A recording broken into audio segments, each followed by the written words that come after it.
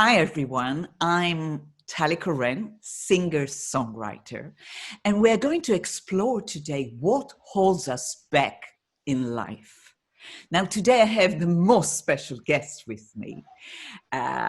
Yes, he's not a motivational speaker like the rest of my guests, but he is the person that has changed my life or helped me to achieve my dream come true. But 1 second, I will introduce you in a minute. So I just want to tell about myself. I'm not a motivational coach or therapist.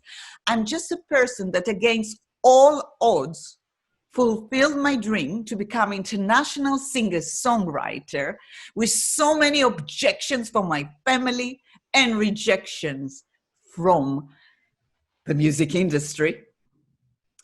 But I'm doing these vlogs now of what holds you back because we're in such a special time, special not in the most positive special, but it's special because you can make it special to yourself. And if this vlog or one of my vlogs will inspire you to just go one step towards your dream, to have courage to be who you are, then I know that I've done the beauty of the duty. Right. So now, ladies and gentlemen, I have the privilege to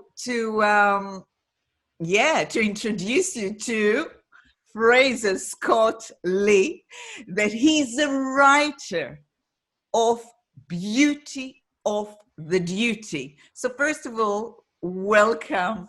Thank you. Fraser. Thank you, Tally. Thank you for having me. It's so lovely to see. He's in India, I'm in the UK.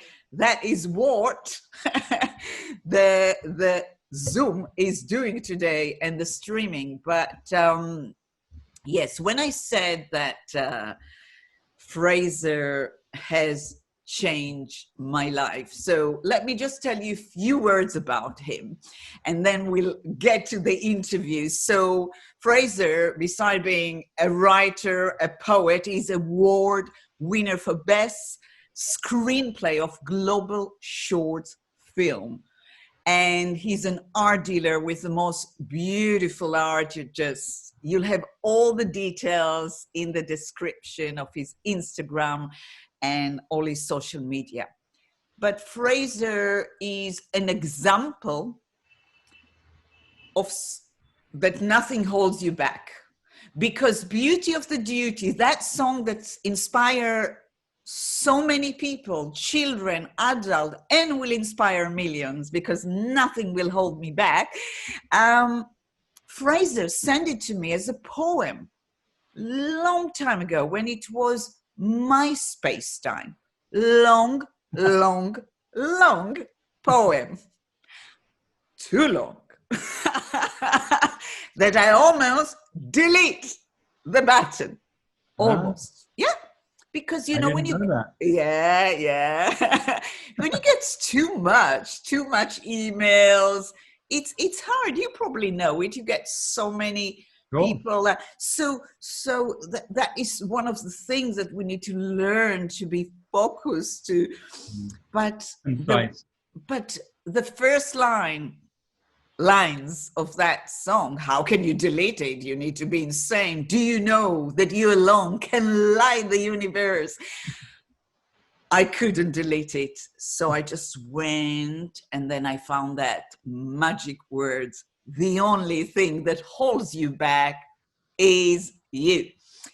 And then, so why I'm saying that you are an example that nothing holds you back.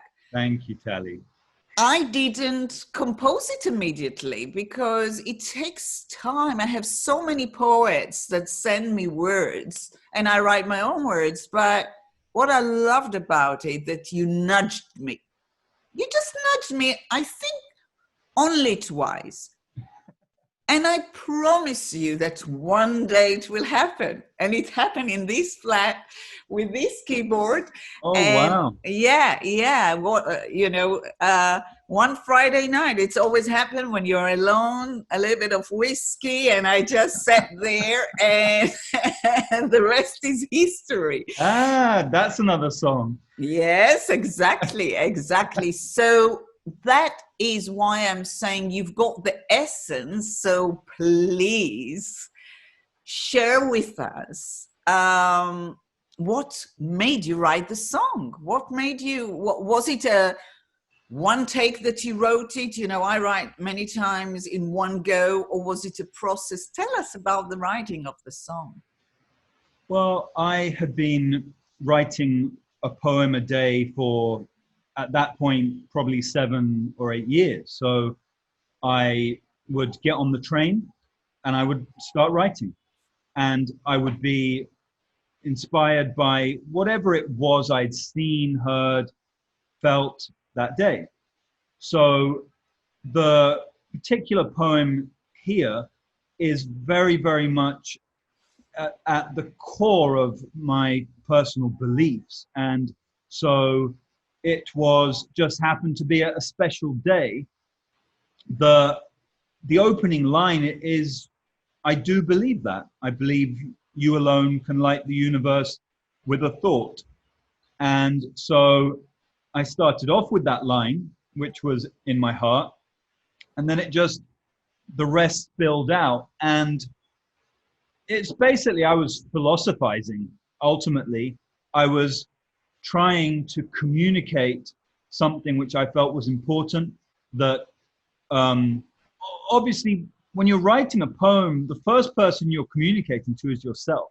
Yes. So I was telling myself this, and I was telling everyone else this, and I was trying to give what I felt was the most important thing that needed to be told, but poetically, so people would take pleasure from reading it. Right. And how did you feel that I just took that particular line, the only thing that holds you back, and turned it into the chorus? Was it a nice surprise for you? Because I really changed the order, but that was like the focus line. Yeah, no, you hit the nail on the head. That was the most important line for sure. That is, it sums up our struggles, it sums up our existence.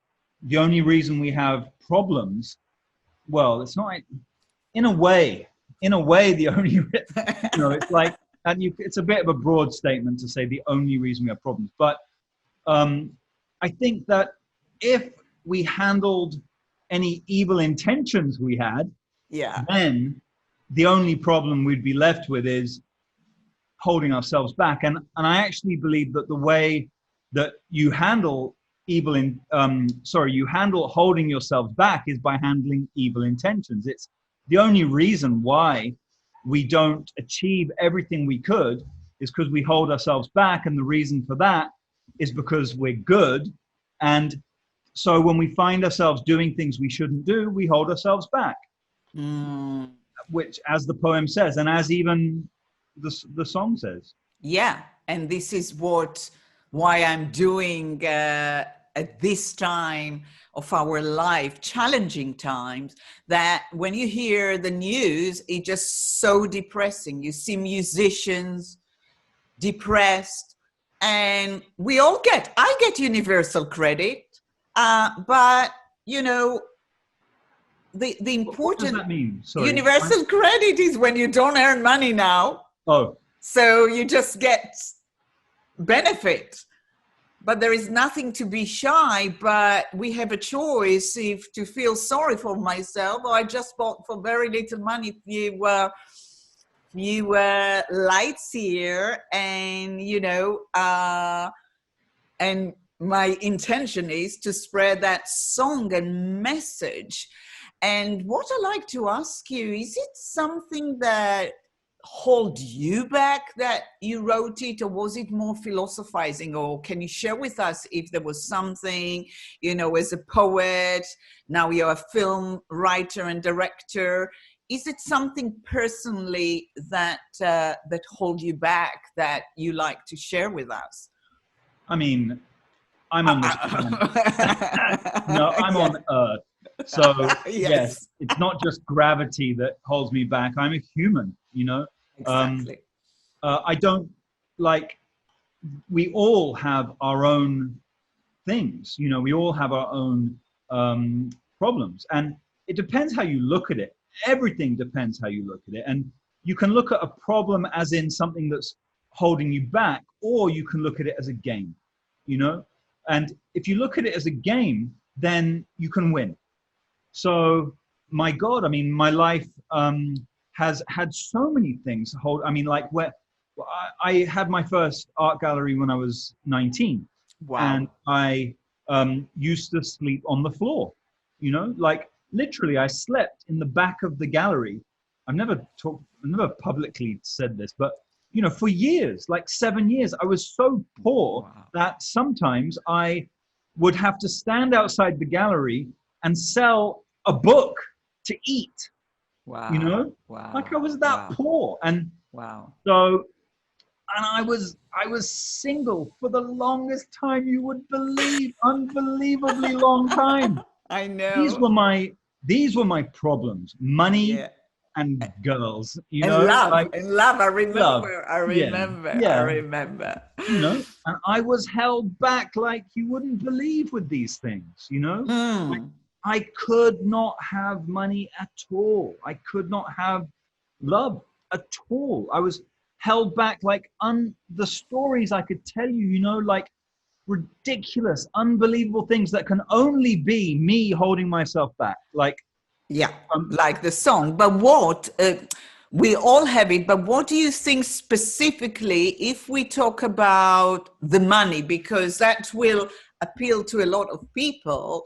How can someone from sleeping on the floor of his own gallery, suddenly, I know your gallery had clients like Coldplay and a lot of like very high notch people. So how, what do you think hold you back, and how did you do this transition? And if you can share it just as a person, because as we said, you're not a motivational coach and I'm not, but we're just human. you know, I'll tell you a very specific example. So, I had been, uh, I had finally been digging myself out of a hole, and for the first time, I had actually been making some great sales. There was a sculptor, bronze sculptor, and a whole bunch of things happened to get me to that point. But what I was going to say was, so I was thinking big. So I managed to get this woman to lend me £150,000 to put on an exhibition in the heart of London. Right. So we produced £300,000 worth of sculptures. We rented a gallery. It was £20,000 for a month. I mean, it was crazy. You know, I actually ended up spending my inheritance from my grandmother before she Yeah. died. Oh. You know, I bought, it was crazy. I Yeah. borrowed a bunch of money. So, and it was funny because the woman who lent us the money, she said, before she decided to lend the money, she said, "What do you think is the only reason this exhibition could fail?" I said, "You know, the only reason I think it could fail would be as if there was another like 9/11.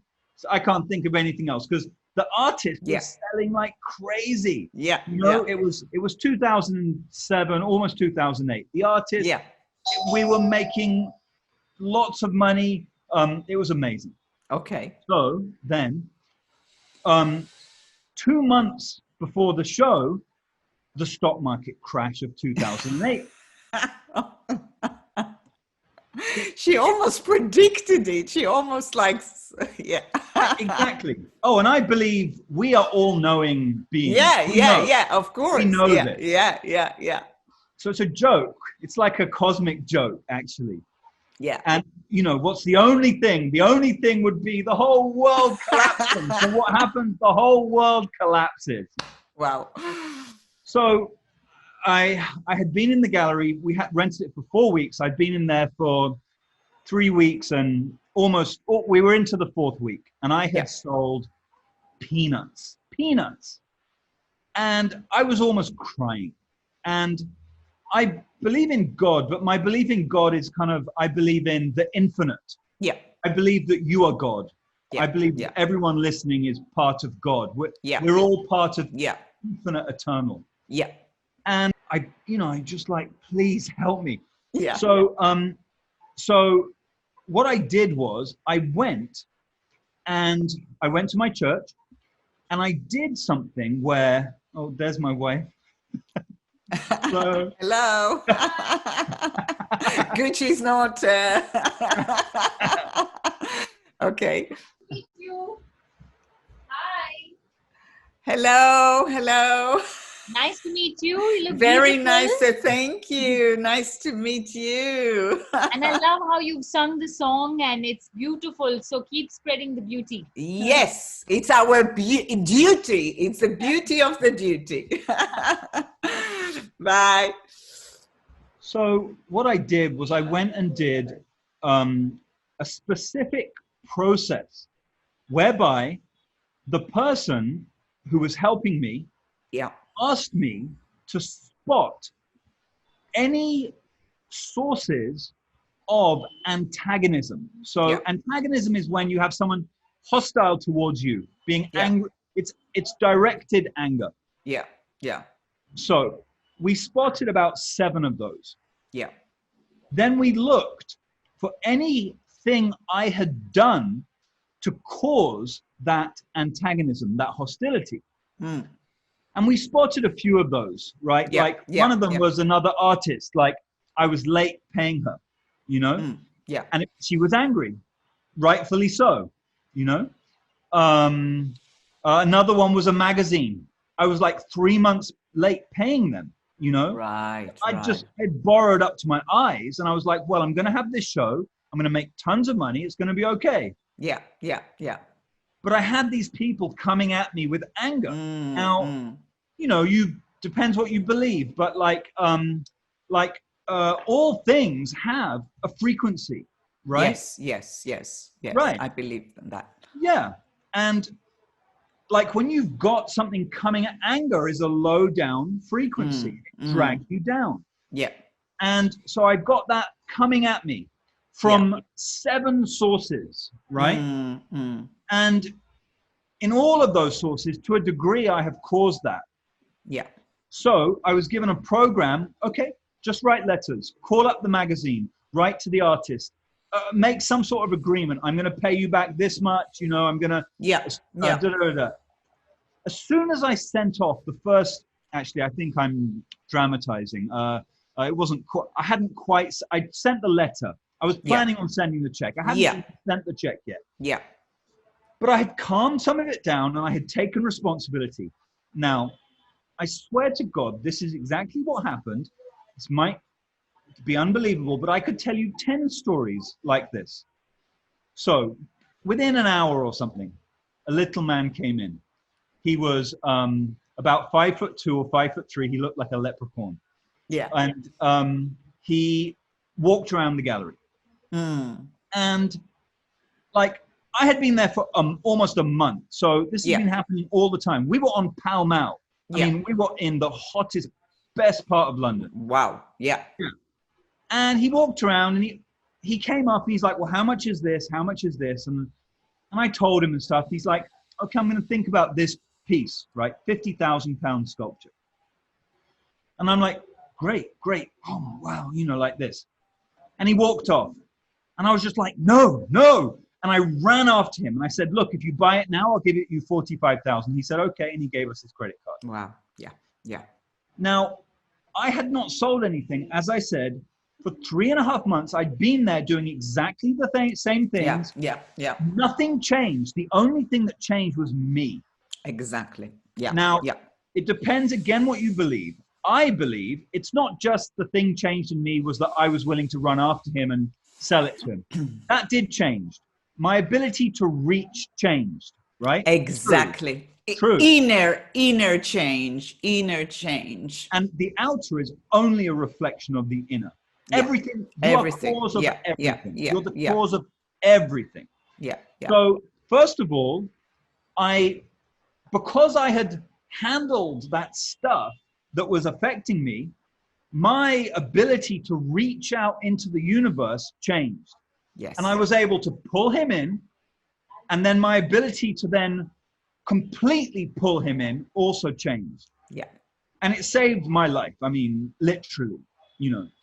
That is, this is just such a beautiful story, and it's actually quite equivalent to the story that related to the song. When I finished recording my first recording, I looked for music promoters. It's called radio pluggers, and I would never forget that famous radio plugger.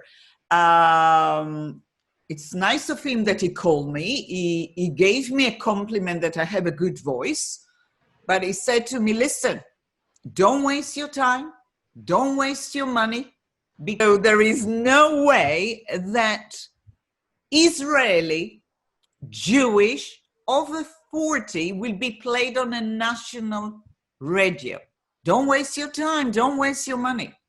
So I had to make a choice if to give my dream come true of coming to London, because he was like top. He deals with top acts, or to listen to the song, the only thing that holds you back. And that's what I did. I listened to it, and then all what you find is one plugger that loves it, and 3 weeks after, my life has changed, and I was on a national radio. But what one of the biggest radio stations in the world. I mean, 9 million listeners. Absolutely. Absolutely. And many more radio stations. But, you know, when I look at it and when I look at the re-release of the song, what I realize, and I wonder what is your thought about it as someone that is so much into growth and doing the best you can, reach the sky, and think big. When I released it then, which we were so much in touch, celebrating, I didn't use the momentum to create a world hit, because the song is a hit. You know, I played it to children in school. They love it. They sing it immediately. So the song, I didn't create the hit. I didn't use the momentum. And while I'm doing the release now, and I added that factor of what holds you back, I realized that there are layers to what holds us back. Right. And it's also about timing. It's also about matureness, because I believe certain things, we all believe in those miracles, think big, creativity. I took loans, I still take loans to make it happen. But in terms of the holding you back, there is